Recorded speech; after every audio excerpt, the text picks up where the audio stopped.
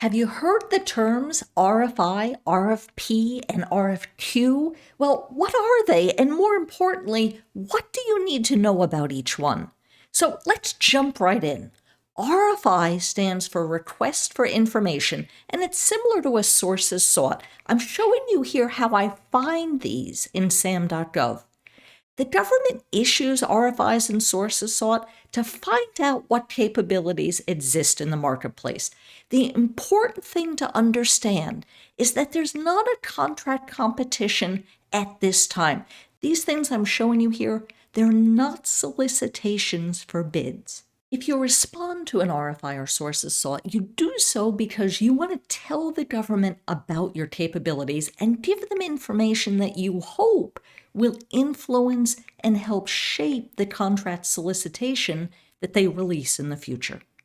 Okay, now let's look at an RFP, which is a solicitation. I'm showing you here an RFP that I just downloaded from SAM.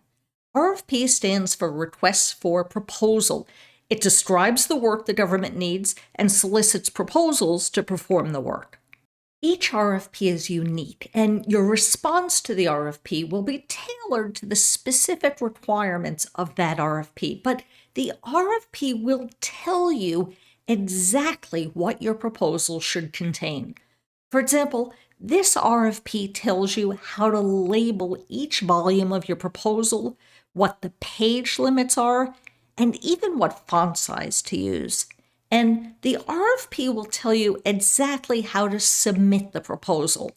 These days, you usually submit it electronically, but in any case, the RFP will tell you exactly what to do. Now, the thing you need to understand is that your response to an RFP is binding.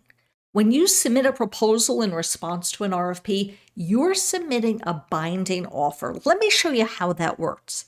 This is the cover page of the RFP, and when you submit your proposal, you fill out this cover page and submit this with your offer. You enter your name, title, and date, and you sign here in this box. And if the government accepts your offer, they'll countersign this form here and return it to you, and it becomes a binding contract.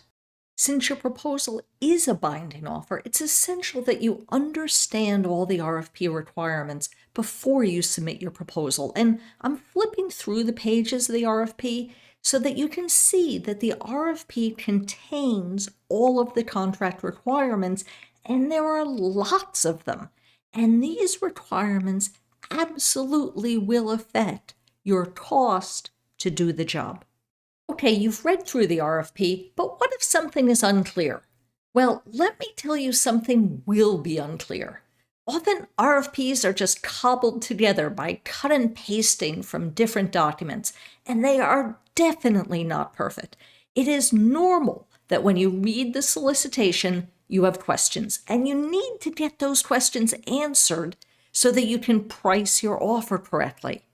Since this is normal, there is a Q&A period. The government will answer your questions so long as you submit them before the deadline for submitting questions, and that deadline will be specified in the RFP. Okay then, what's an RFQ and how does it differ? RFQ stands for Request for Quotation, and I'm showing you here an RFQ I just downloaded from SAM. You can see it's an RFQ because they checked this box here in block 14. The big difference is that quotations submitted in response to an RFQ are not binding.